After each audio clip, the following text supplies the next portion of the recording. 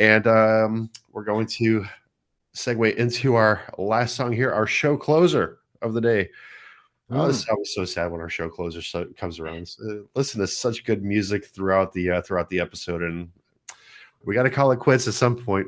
Yep, but we've got a good showstopper here because it's a nice retro-flavored big city rocker. I thought this got to be the last song of the day. So this is good. An NYC Fever sounds good already. It's got good sound. And John Manos is from Atlanta, Georgia, USA. A singer-songwriter working with a revolving group of musicians to bring his original compositions to life. Hail, hail, rock and roll, he says. Hail, hail, rock and roll. Influences include the Beatles, Bob Dylan, the Rolling Stones, Beach Boys, Chuck Berry, Buddy Holly, Elvis Presley, Velvet Underground, Creedence Clearwater, and Roy Orbison, Billy Joel, Bruce Springsteen, loads. All the greats. Let's check it out right now. NYC Fever by the Middlebees.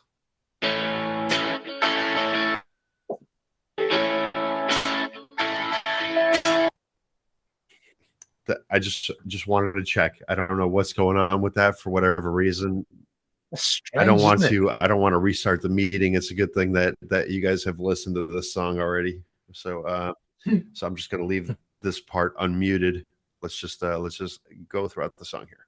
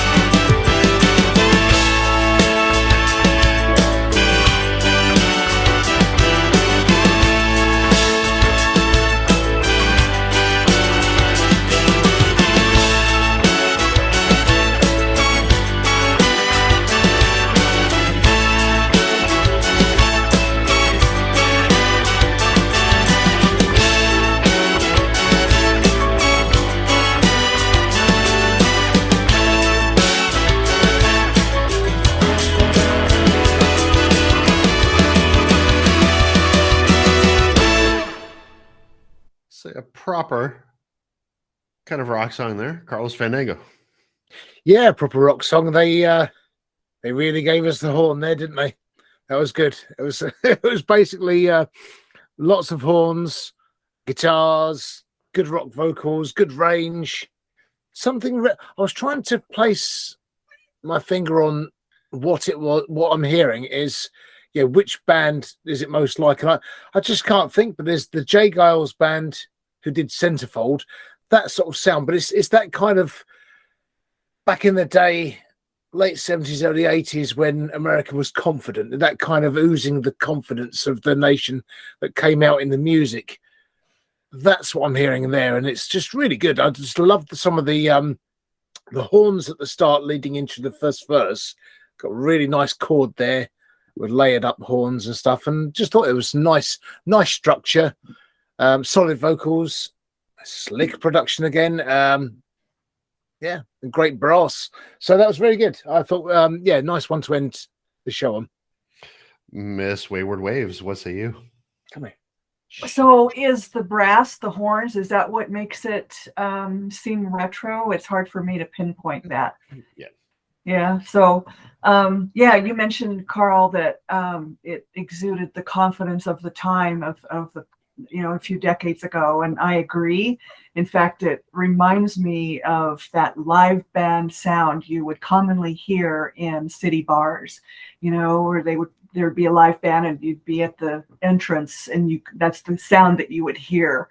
And we're talking, for me, 80s, 90s. But yeah, it's the brass sound, the horns, it was kind of harsh, at least on my ear. But I think that's probably appealing for the rock that they were trying to achieve, the vintage sound. I do love his voice range. It's really, really good when he goes high. I think that's a great effect. It's satisfying. I really dig, you mentioned the intro. It's the early drum intro is really good. I liked that.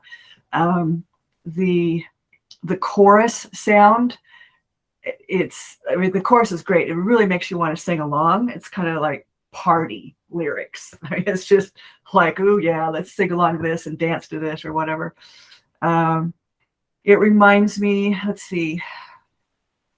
Yeah, it's just actually, it seems really well done overall. And it would be interesting to know where that name came from, Middlebees. Would be interesting to know where it came from. Yeah. Right, Middlebees. Yeah. Well, sometimes these things are sort of like you get middle C on the keyboard, and I'm wondering if it was middle B. Oh, and along those lines. Oh yeah. See, my lack of music knowledge. Well, it was just occurred when you said about it. I was thinking, I wonder if it's because of that. Right. You know what? I just figured out what the audio problems were too. I'm an idiot, is what it is. Because the thing, I was never presenting the damn screen. Oh, we don't get it. No. Okay. So when I mute my microphone, right? If I mute it here now. Oh, of course, yes. Because normally you present the screen on slaps. Yeah. Yeah. The things we learn. How many technical issues must we go through before I learn? We're crying out loud. Well, you two have changed about 120 songs to get there, so yeah, 130 at this point. 130. 130. Yeah. No, listen, great song overall. I'd like to hear a proper kind of like a studio version of this song, because I think that this song was recorded, not that it wasn't recorded in a studio, but I think it was recorded in kind of like a once a kind of like live kind of like a situational setting. You get what I'm saying?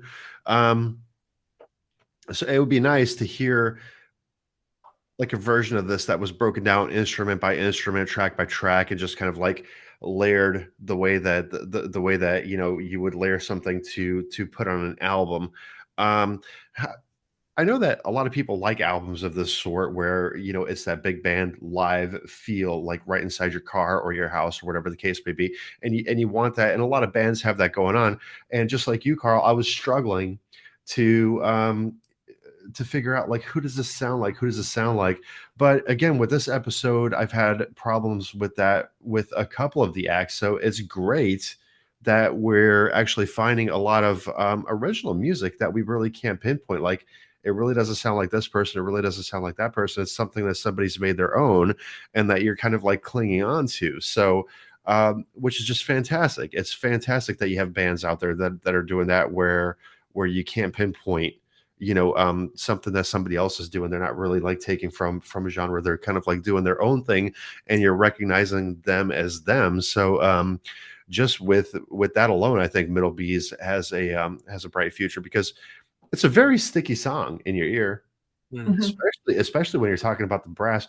The brass is a little overpowering, right? It's a little overpowering, but it's one of those things where later on tonight I'll be cooking dinner, and I'll just be sitting there, I'll be sitting there kind of like humming it in my head. So good job. Yeah, I don't know. I don't know about the genre. Well, it's I'll I'll say give it a definitely try. rock, sort of soft rock. Yeah, it just feels like soft rock era. Vintage rock. Vintage rock, pop rock, Yeah. yeah, retro rock, all that kind of thing. And I was thinking, actually, is it Brass Construction?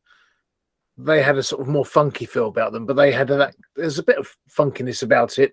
And maybe some of Chicago's more brassy sort of ones as well. But it's definitely got something very American in there. Yeah, very confident, very American. And so this is what I try to do with my songs, is make them so that they're new but familiar. And I think that's what they've nailed there, is it's their own song, but they've made it sound just so familiar that you think, oh, I feel like I've kind of heard that somewhere. Well, not that song, but that sound and that artist.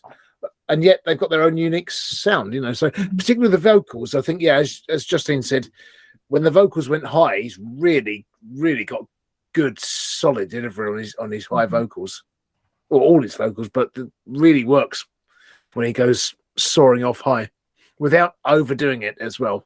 Right. Which is important. Well, the Middlebees, NYC Fever, great job. Wishing you tons and tons and tons of success. Definitely a band I wouldn't mind hearing live. Once again, kind of like there hasn't been like all too many. COVID really fucked a lot of shit up.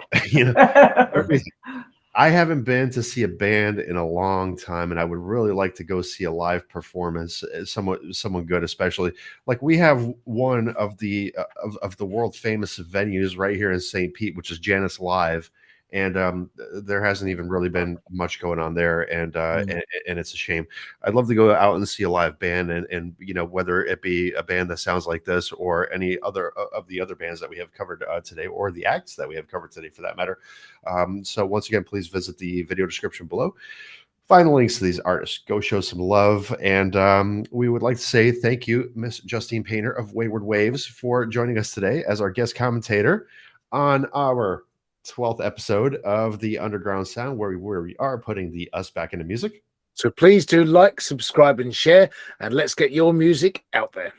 We will see you next time, 2 weeks from now. Take care. Have a great weekend. Bye-bye. See you.